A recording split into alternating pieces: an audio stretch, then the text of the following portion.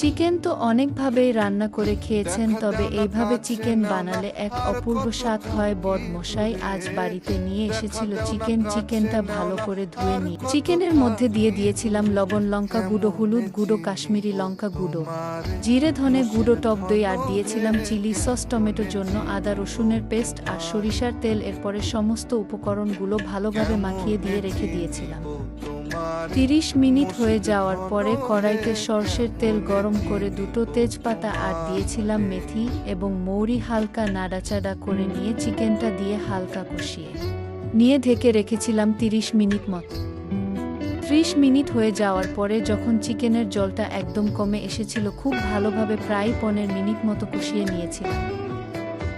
কষানোর পরে চিকেন থেকে যখন তেল বের হতে লেগেছিল, উপর থেকে গরম মশলা ছড়িয়ে দিয়েছিলাম। আর এইভাবেই তৈরি হয়ে গেল ঝাল ঝাল চিকেন মশলা।